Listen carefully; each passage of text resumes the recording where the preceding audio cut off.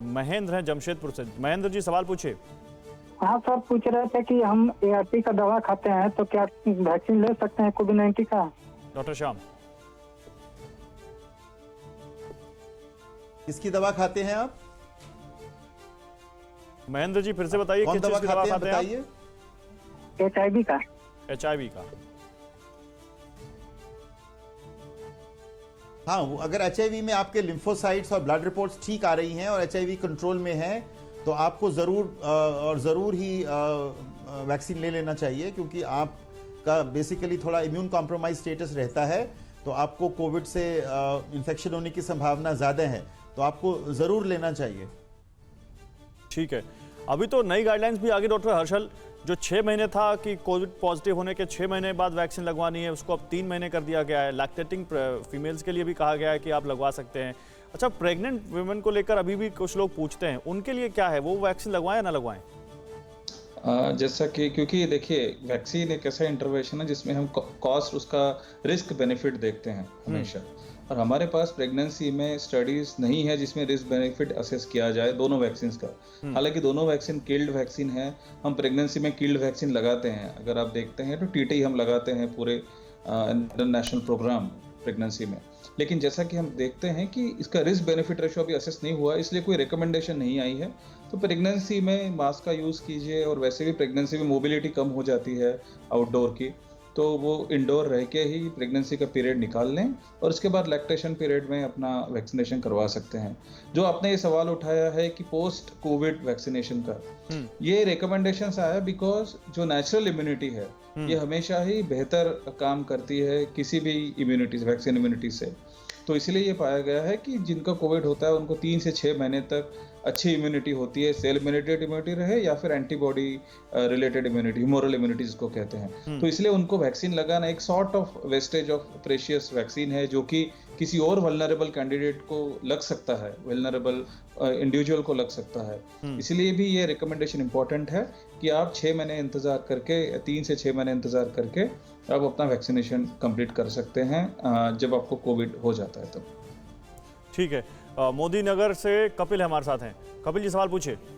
नमस्कार सर। नमस्कार सर, मुझे 20 तारीख के आसपास वायरल हुआ था ये, टेस्ट भी कराया था तो उसमें नेगेटिव आया था, लेकिन उसके बाद से छींकें नहीं आ रही, छींकें बहुत ज्यादा आती है मुझे लगातार। अच्छा, डॉक्टर श्याम।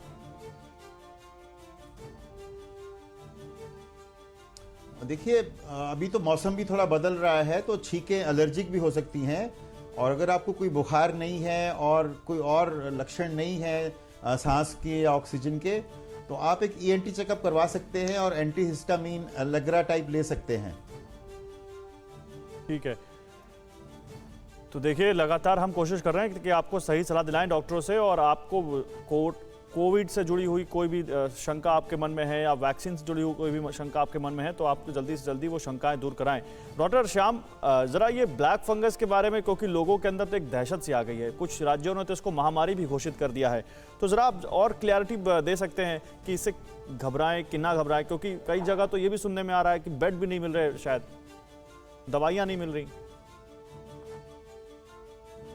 हाँ, ये गौरव, मैं देख रहा हूँ कि न्यूज़पेपर्स में all over the country, Maharashtra में लगभग 1500 केसेस आ गए, दिल्ली में भी बहुत केसेस आ रहे हैं।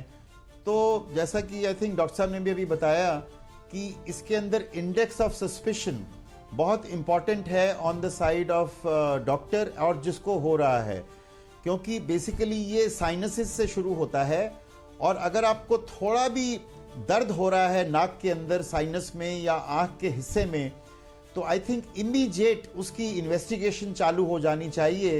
मतलब वो स्टेज नहीं आनी चाहिए कि आपकी आँख काली हो गई या आँख से दिखना कम हो गया, तो ये एक बहुत ही एडवांस स्टेज हो जाती है। तो अगर शुरुआती स्टेज में आप वो नेजल स्वैब लेके या एंडोस्कोपी करके उस फंगस को आइडेंटिफाई कर लें, तो एम्फोटेरिसिन बी नामक जो दवाई है जो कि सबसे कारगर है इस रोग के अंदर, केवल उससे गुजारा हो सकता है। माने गुजारा से मतलब है कि ठीक हो सकता है, लेकिन अगर वहां पे डेड टिश्यूज आने शुरू हो गए, जो कि MRI के जरिए या CT स्कैन के जरिए भी हम डिटेक्ट कर सकते हैं, तो ऑपरेशन ही एक बहुत बड़ा तरीका है जो उस फंगस इन्फेक्टेड डेड टिश्यू को निकालना आवश्यक है, और दवाई उसके अंदर थोड़ा बैक सीट पे चली जाती है क्योंकि ऑपरेशन फ्रंट पे आ जाता है। एम्फोटेरिसिन बी का जो इस्तेमाल है वो बहुत ही जरूरी है, लेकिन मैं अभी SOS आ रहे हैं मेरे पास भी और सब डॉक्टर्स के पास भी कि जगह जगह पे उस दवाई की अवेलेबिलिटी में कमी आ रही है।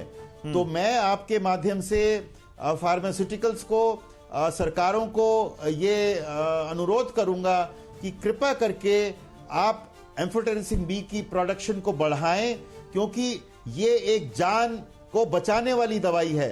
अगर ये दवाई समय से नहीं मिलेगी तो बहुत सारे लोगों की जान को खतरा होगा, और ये टाइम से मिलना जरूरी है, प्रॉपर डोज में मिलना जरूरी है। अगर आधी डोज मिलेगी तो मरीज को फायदा नहीं हो रहा है। तो आई थिंक ये मैं आपके माध्यम से बिल्कुल सरकार को और फार्मास्यूटिकल इंडस्ट्री को अनुरोध करूंगा कि ये दवाई की कमी नहीं आनी चाहिए, क्योंकि इससे जान बच रही है।